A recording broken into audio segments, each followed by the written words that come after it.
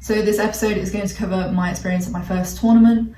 I'm going to talk about everything that happened from me walking in the door of the casino to sitting down and playing, plus some of the mistakes I made.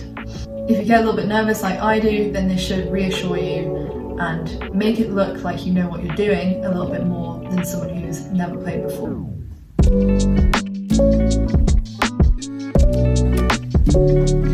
So, you want to go and play a tournament but you don't know where you can go. Literally just do a search online for local casinos and card rooms and you will find something.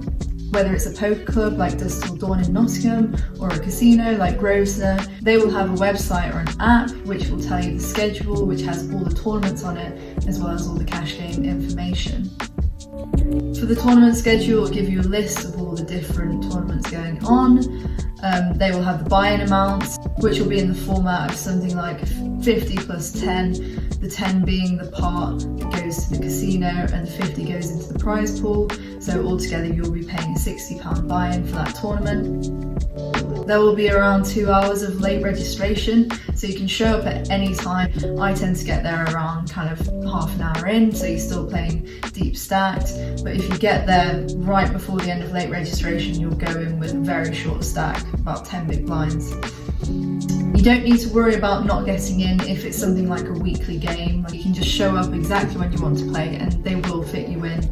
I've never had an issue with not getting in, so don't worry about showing up early for tournaments like that. So when you enter the casino, if you've not been in before, you will have to sign up and get a membership card.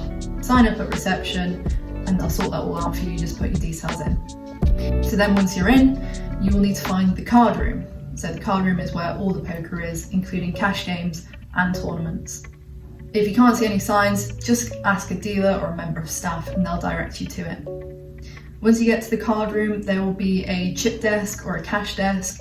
Go to the cash desk first and buy into the tournament. This involves handing over your membership card plus handing over the money. Often they do only take cash, so you'll have to just go to the nearest ATM, which might be literally next to the cash desk or somewhere else in the casino, and draw out some money and then take it back to them. They will either send you onto the chip desk, which will be closer to the actual poker tables where the tournament's happening, or they will give you your chips right there and then. So when they give you your chips, it'll normally be in a little plastic tray and you just take that with you to the table. They will tell you your table number and your seat number. Often with the table numbers, they'll be labelled on the wall or they'll be labelled actually on the table. But I always say which table, where is that, and they'll just point at it and I'll just head straight to that. In terms of the seat numbers, they will give you a seat number 1 to 9 and you can tell which seat it's going to be. It's always the same, starting from 1 left of the dealer all the way around to 9 or even 10, or it might be 8. What you can do is as you're sitting down at the table, it'll usually be quite obvious because there'll be 1, 2 or 3 gaps and you just sit into the right gap. You can always check with the dealer and be like, table 5, seat 3, and they'll just be like, yeah, and that's fine. People do that all the time, so there's nothing wrong with doing that. Once you get to the table with your plastic tray of chips, take the chips out, put the chips on the table and time cards if they give you any, and put the plastic tray on a side table. People will tell you to take it off almost immediately, so just do that so no one has the opportunity to tell you. The time cards are used if they have a timing system in the casino. The dealer might have an iPad which has counting down from 20 seconds when it's your time to act. If you have a decision that takes more time, you just hand the dealer your time card and they will take it, a bit like you're folding your cards, they'll just take it in and add more time on for you. So when I first sat down at the table, I was really nervous. My hands were shaking and I couldn't think straight. It felt like everyone just stared at me. And I got dealt Jack Queen suited and I hadn't really looked at my chips, didn't know what the blinds were, and I just had a little panic in that moment and folded, which I never should have done. But also it was fine, you know, I was nervous and I just needed to sit down and settle for a minute. So that was my first mistake, but it was also fine. So when you sit down, have a look around, and you'll see some TVs and it'll tell you what the blinds are. In tournaments you have a small blind, big blind, and a big blind ante.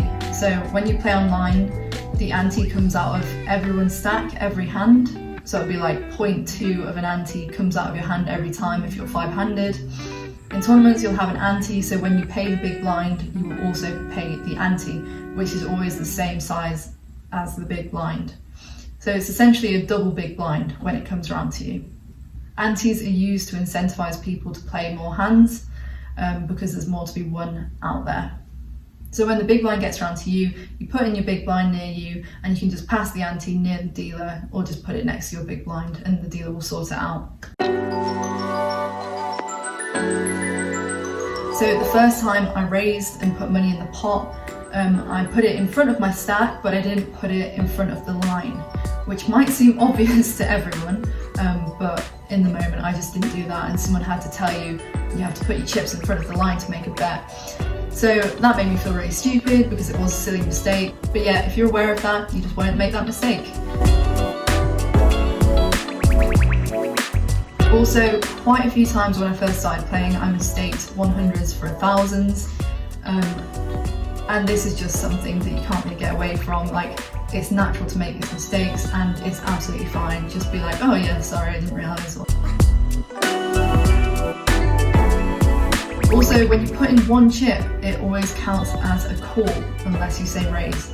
So if you want to raise to 500, so you put in a 500 chip, but the blind's actually 200, if you don't say raise, it'll count as a call, so it'll count as 200.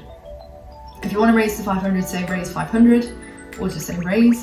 If you want to raise to 400, that's fine as well, just say raise 400. Also, if you don't have a lot of change, it is completely acceptable to ask someone with a big stack with a lot of change to change a chip for you. That happens all the time, but you don't have to do that. You can just put in one chip, and like I said, it will count as a call, so, and the dealer will sort the change out for you. So to be honest, I can't really remember what happened in my first tournament. It was a long time ago. I remember going in and getting called, losing, and being relieved that it was over.